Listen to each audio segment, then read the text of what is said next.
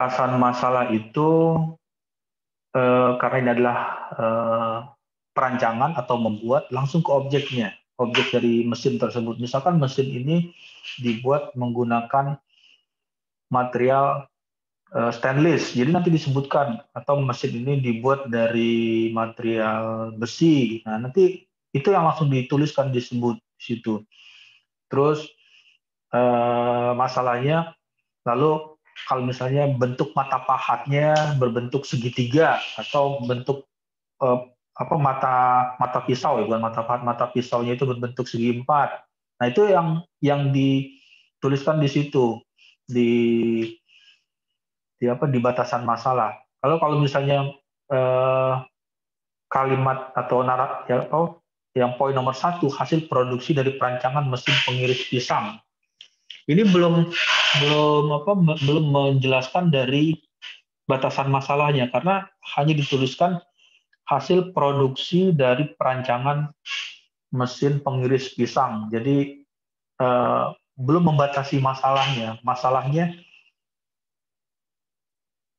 apa? Jadi langsung cara cara mudahnya, cara membuat apa atau gambaran mudah gampangnya untuk membuat batasan masalah itu, lihat saja langsung ke objek yang akan dikerjakan atau objek yang ingin diteliti. Jadi kalau misalnya objeknya itu bentuk pisau pengirisnya itu berbentuk, katakanlah berbentuk persegi, berarti langsung disebutkan mata pisau yang digunakan berbentuk persegi dengan panjang sekian, lebar sekian. Artinya ketika mata pisaunya diganti atau dirubah atau di dirubah bentuknya, berarti penelitian itu di luar penelitian ini, tidak masuk ke dalam batasan masalah yang dikerjakan tersebut. Nah, di bagian kedua ini adalah material yang dipakai pada mesin tidak dilakukan percobaan, diambil dari literatur review yang telah ada. Nah, dia kalau misalnya mengambil dari literatur review yang ada, dituliskan materialnya apa. Apakah dari yang tadi, misalkan dari materialnya misalnya menggunakan kayu, atau menggunakan besi, atau menggunakan aluminium, atau menggunakan stainless, atau menggunakan plastik, misalkan pisaunya. Plastik apa karena misalnya kalau terbuat dari besi atau dari logam, dikhawatirkan berkarat atau menimbulkan karat terhadap potongan pisang, diganti menggunakan plastik. Nah, plastik seperti apa? Apakah plastik yang tahan panas atau plastik yang melamin dan lain sebagainya. Itu yang nanti ditambahkan di sini masalah penelitiannya, di batasan masalahnya. Lalu tidak membahas lebih lanjut, berarti hanya tidak membahas lebih lanjut anggaran biaya tambahan untuk alat-alat pembantu dalam proses pembuatan alat. Ya, oke. Terus slide berikutnya ya. Ya, jadi itu ya komentarnya, atau kalau misalnya itu dijadikan judul skripsi atau tugas akhir, nanti coba difokuskan di situ. Yang perlu diperjelas adalah peminatan. Karena kalau misalnya peminatannya adalah konstruksi atau manufaktur atau konversi, nanti kalau misalnya manufaktur lebih dominannya itu atau lebih banyak menceritakan bagaimana cara membuatnya bagaimana. Kalau konstruksi lebih banyak menceritakan nanti kekuatan dari mesin tersebut, dalam hal misalkan kekuatan materialnya supaya tidak patah, atau kekuatan atau umur pakai dari mesin tersebut diperkirakan bisa beroperasi selama berapa tahun. Nah, itu berhubungan dengan konstruksi. Tapi kalau misalnya konversi, pengubahan energi. Ya banyak, misalnya ada energi angin berubah menjadi energi listrik, atau energi panas berubah menjadi listrik, atau sebaliknya dari energi panas dari energi listrik dirubah menjadi energi panas, atau dari energi gerak atau energi kinetik dirubah menjadi energi panas, dan lain sebagainya, dan seterusnya. Itu apa namanya, fokusnya ya, fokus untuk peminatannya. Ya, oke. Sampai sampai sekarang, sampai saat ini sudah bisa membayangkan ya, untuk mengambil peminatan atau skripsi atau judul tugas akhir nanti seperti itu gambarannya, untuk peminatan konstruksi, kemudian untuk peminatan manufaktur, kemudian untuk peminatan konversi energi.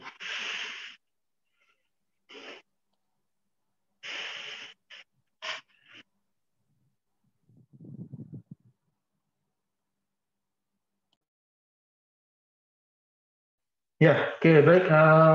Sebelum kelas berakhir ya, ada pertanyaan?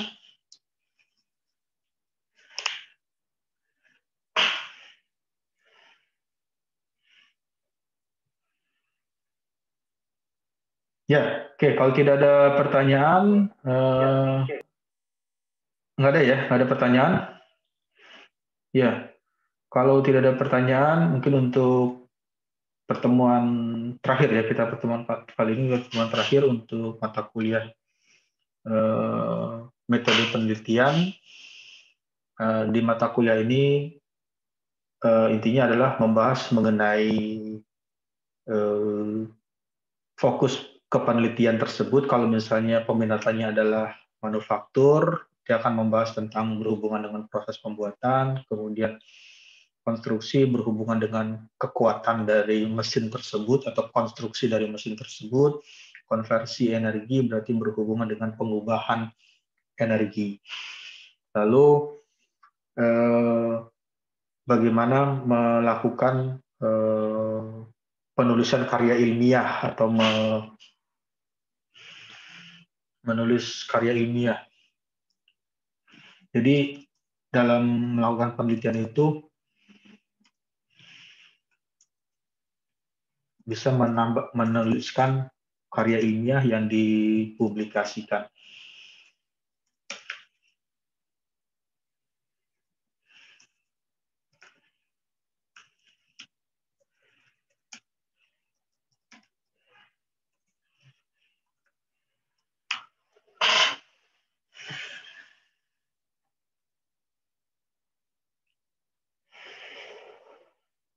Ya, ada lagi pertanyaan yang bisa yang belum absen, atau karena absennya sudah terkunci ya sampai jam 11.20, atau lupa absen tapi tadi masuk di Zoom online, itu nanti ditulis nama dan NIM di kolom chatnya, di kolom chat di Edmodo dengan menuliskan nama dalam kurung NIM, nomor induk mahasiswa.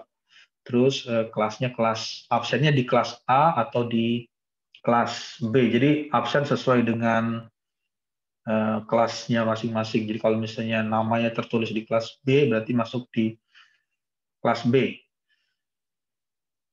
Dan kalau misalnya di kelas A. Jadi jangan tertukar atau kebalik, karena banyak juga ada yang salah masuk absen, namanya ada di kelas B tapi menulisnya di kelas A. Misalnya di kelas A ditulis kelas B. Jadi sebelum absen itu dilihat dulu namanya. Namanya ada di kelas A atau di kelas B. Ya, ada pertanyaan lagi? Kalau Pak, ya, kelompok saya belum presentasi, Pak. mau presentasi atau temannya ada nggak? Maksudnya ada berapa orang? Saya berdua doang sih, Pak. Ya, ya udah coba di share screen. Oke.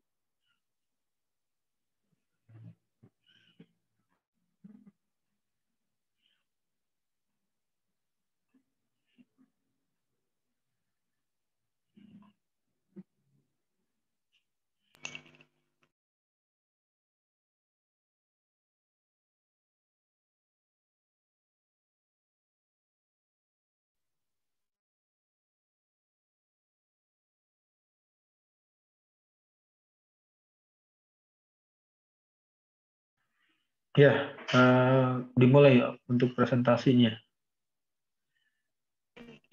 Oke. Assalamualaikum warahmatullahi wabarakatuh. Selamat siang semuanya. Perkenalkan, nama saya Agung Setiawan dan teman saya Sultan Ali Hakim akan mempresentasikan tentang proposal penelitian kami.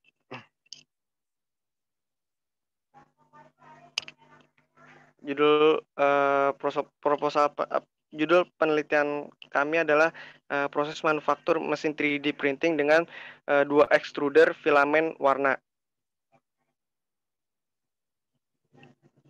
Latar belakang dari penelitian, teknologi 3D printing mulai berkembang pesat di Indonesia sebagai satu metode dalam manufaktur produk. Karena kemudahan penggunaannya, 3D printing begitu digemari oleh masyarakat industri kreatif.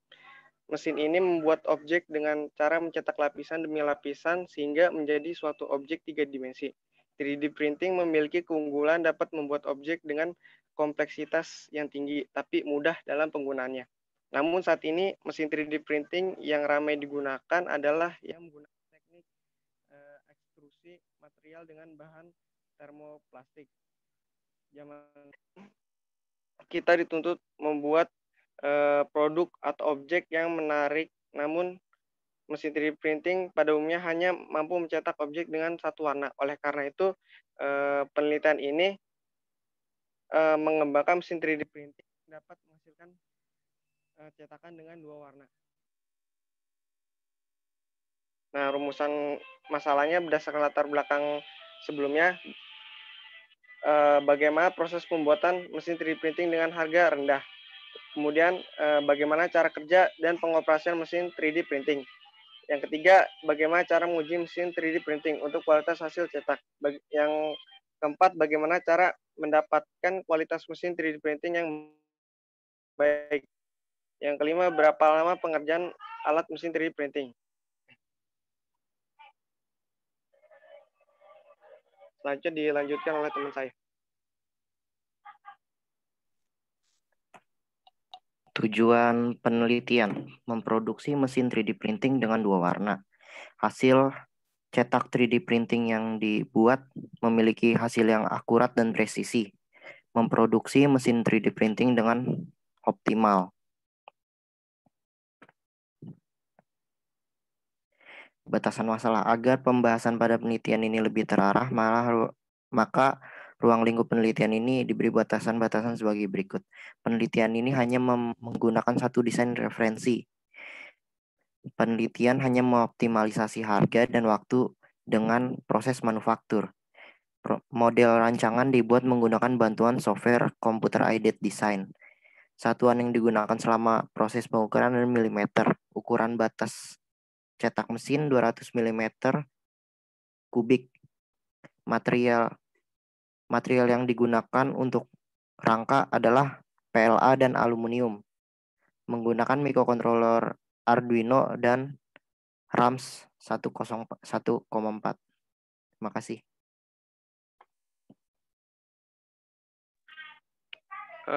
Dari sini saya kembalikan kepada Mora. Ya, sebelumnya ada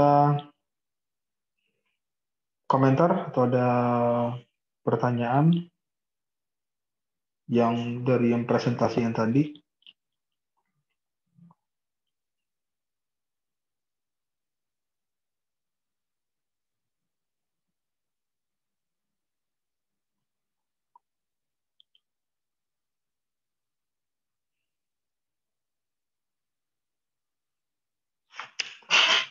Ya, kalau tidak ada pertanyaan, coba lihat slide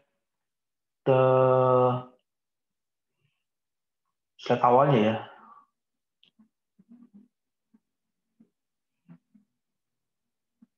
Terus, ya, terus diklik. Nggak, yang judulnya dulu. Ini peminatannya apa nih? Untuk peminatan, Manufaktur, ya Pak. berarti manufaktur ya, karena judulnya sudah apa menuliskan secara jelas ya. Karena kenapa saya tanyakan itu karena banyak juga nanti judulnya manufaktur tapi peminatannya ke konstruksi, terus ada judulnya berhubungan dengan konstruksi tapi peminatannya konversi energi. Terus ada juga yang kebalik, peminatan konversi energi judulnya berhubungan dengan konstruksi. Ya. Jadi karena sudah sesuai dengan judul dengan peminatannya adalah manufaktur. Proses manufaktur mesin 3 dimensi printing dengan 2 extruder filamen warna.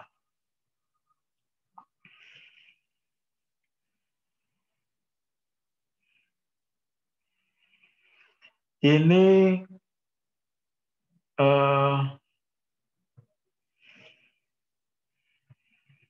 warnanya warna apa yang digunakan? Ini apa? Kan kalau 3D printing itu kan pakai ini, Pak, pakai filamen gitu, Pak, pakai plastik. Nah, itu Ya, plastiknya bisa, karena ekstrudernya ada 2, plastik yang dimasukin tuh bisa 2 warna. Jadi plastiknya itu sudah berwarna, Pak. iya, iya, warnanya warna apa? Warna merah, warna kuning, Oh, itu bisa apa aja, Pak? apa bisa macam-macam Bisa, warna. iya, tergantung sama filamen yang dipunya. Terus nanti pada saat dikeluarkan kan hasilnya kan berupa eh, benda objek 3 dimensi ya, Iya, Pak. benda benda 3 dimensi. Jadi semua warna bisa dimasukkan, maksudnya untuk filamennya, untuk plastiknya. Mm-mm. Bisa, Pak. Sebelumnya saya tanya lagi, kenapa memilih dua extruder filamen warna? Jadi kenapa mengeluarkan angka 2 gitu, nggak 3 extruder atau 1 extruder? Alasannya apa menggunakan 2 extruder? Kalau apa? Pertama biayanya, Pak, kan soalnya ini kan sebenarnya dari sempro saya, skripsi saya. Jadi kalau makin banyak tuh kita beli banyak servo juga. Jadi harganya Hmm. bisa jauh lebih mahal lagi, Pak. Jadi semakin banyak extruder semakin mahal. Iya, Pak. 1 extruder itu berapa itunya biayanya? Kalau servo kan ada 2 alatnya, berarti ada servonya sendiri, berarti ada extrudernya juga. Kalau pengen Hmm. 1 extruder, nah itu harganya bisa 1 juta sendiri, Pak. Jadi kalau 2 ini sekitar 2 jutaan. Extruder sama ininya dong. Ya, terus jadi masalah apa? Harga ya. Kalau misalnya ya jadi pertanyaan lagi, kalau misalnya hanya menggunakan 1 extruder, itu gimana? Bisa nggak menghasilkan 3D printing hasil Bisa, Pak. bentuk tiga? Bisa ya. Bisa, Pak. Bisa.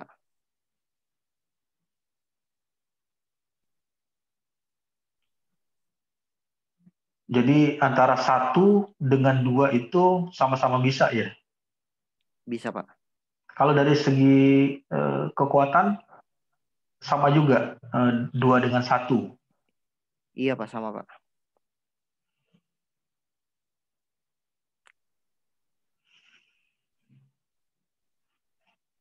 Ya.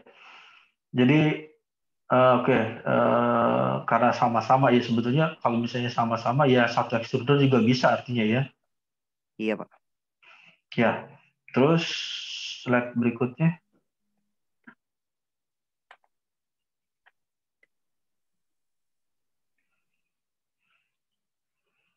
Nah, ini nanti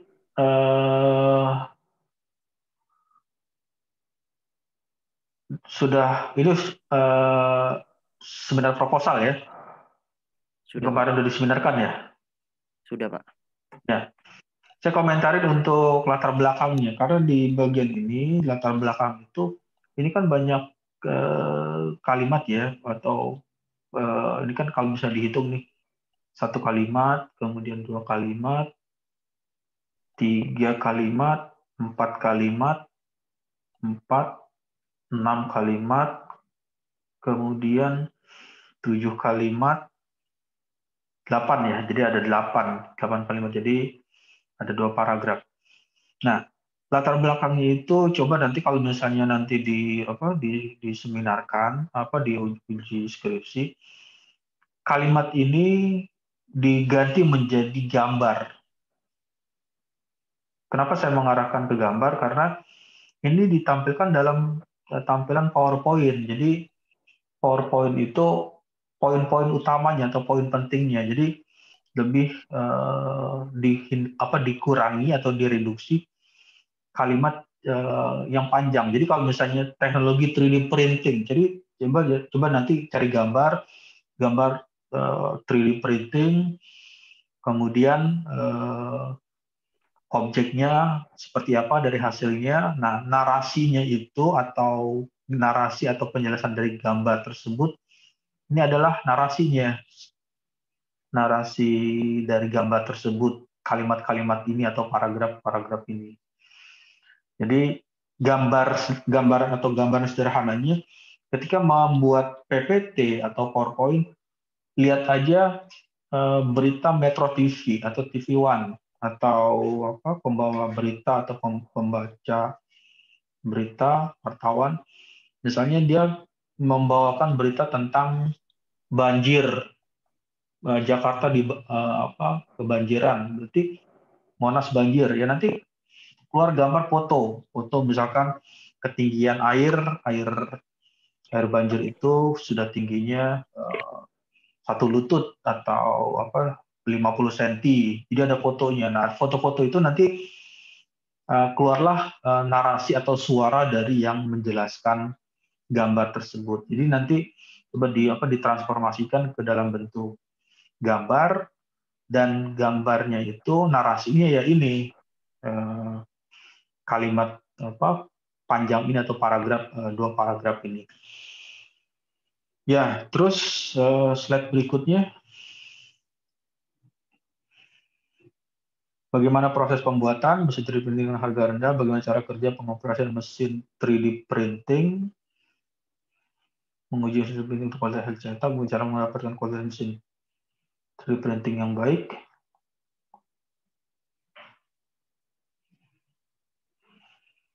Ya, jadi karena ini adalah pemerintahan manufaktur, berarti nanti lebih dominan ya atau lebih banyak pembahasannya proses atau cara pembuatan mesin 3D printing. Jadi bagaimana cara membuat mesin 3D printing. Terus setelah dibuat, melakukan operasinya gimana atau menghidupkan atau mengoperasikan atau menggunakan mesin 3D printing tersebut nanti dijelaskan secara detail atau secara lebih lengkapnya di bab 4 di hasil dan pembahasan. Terus bagaimana cara menguji mesin 3D printing untuk kualitas hasil cetak. Nah, ini nanti dijelaskan di bab 4, cara menguji mesin 3D printingnya seperti apa, mengujinya. Terus cara mendapatkan kualitas mesin 3D printing yang baik.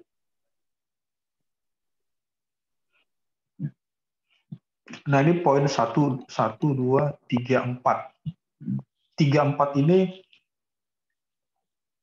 apa perbedaannya ya?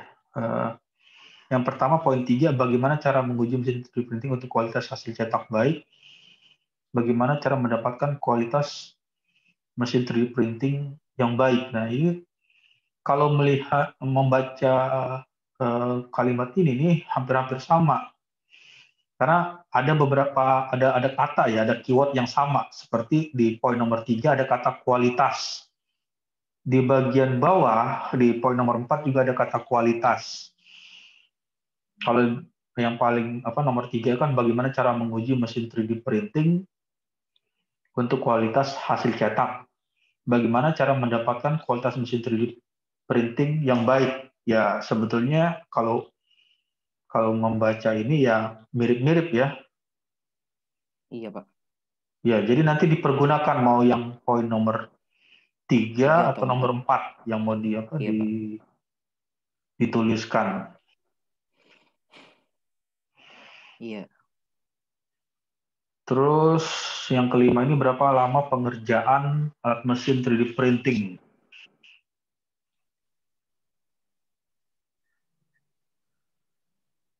Ya, jadi ini nanti akan diceritakan di situ ya, di bab 4 ya, 4. lama pengerjaan alat mesin 3D printing dari awal sampai akhir. Ya, terus next slide berikutnya, tujuan penelitian produksi mesin 3D printing dengan 2 warna, hasil cetak 3D printing yang akurat dan presisi, produksi mesin 3D printing dengan optimal ya. Terus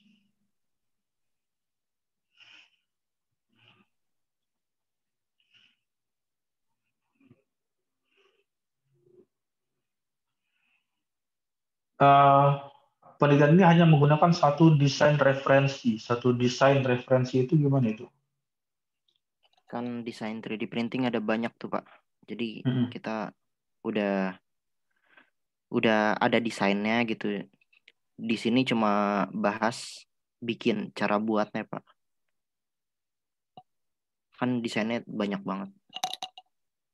Desainnya banyak, penting hanya menggunakan satu desain referensi. Nah Iya, Pak.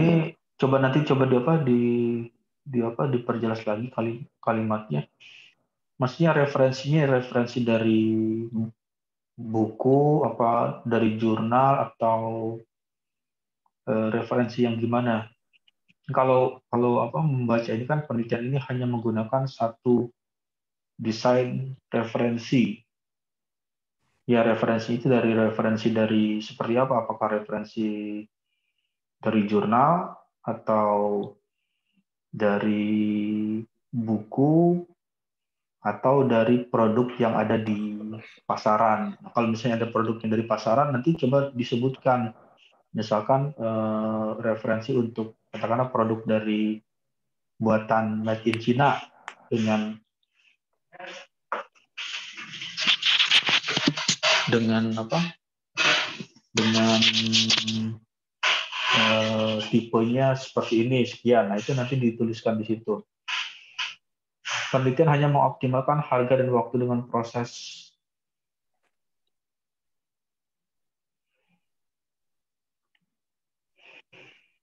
penelitian hanya mengoptimalisasi harga dan waktu dengan proses manufaktur. Ini yang dioptimalisasi harga apanya? Material sama ya materialnya, Pak.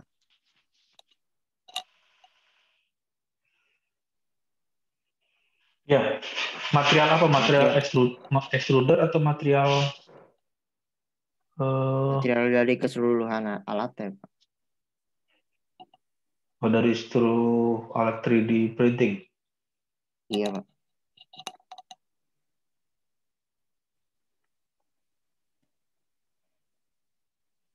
Ya, jadi nanti supaya lebih mengarah lagi untuk batasan masalahnya itu nanti narasi kalimat itu ditambahkan penelitian hanya mengoptimalisasi harga 3D printing.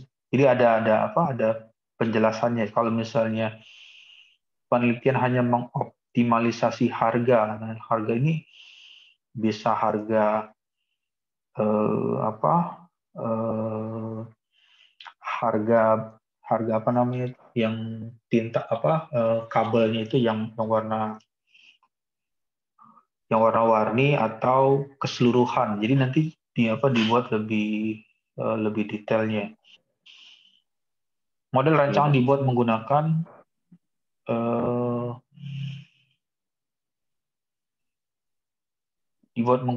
CAD, Computer Aided Design. Ya, ini kalau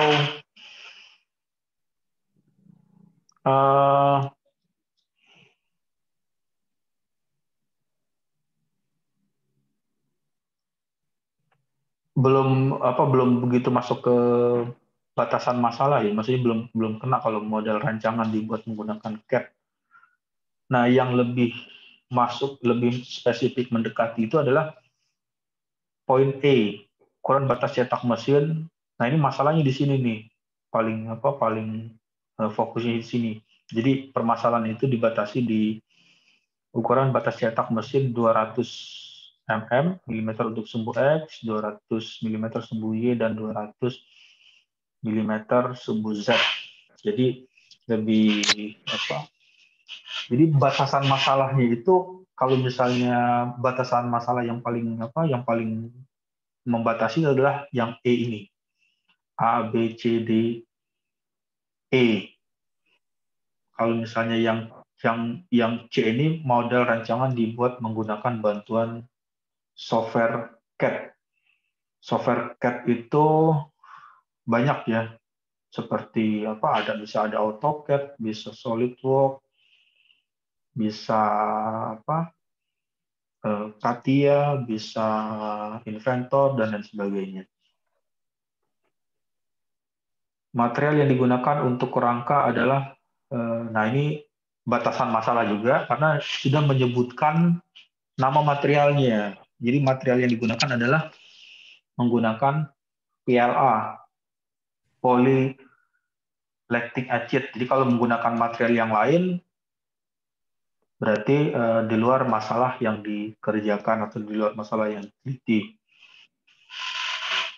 Terus untuk controller menggunakan Arduino dengan tipenya ini Mega 2560 dan tambah 3D printing cell RAM 1.4. Ya, terus slide berikutnya. Ya, jadi itu ya untuk komentarnya.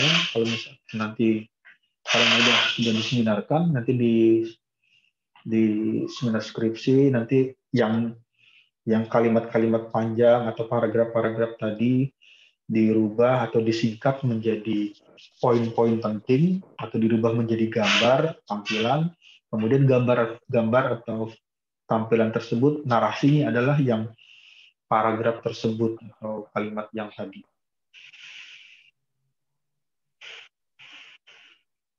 Oke, Pak. Ya, ada lagi yang mau presentasi?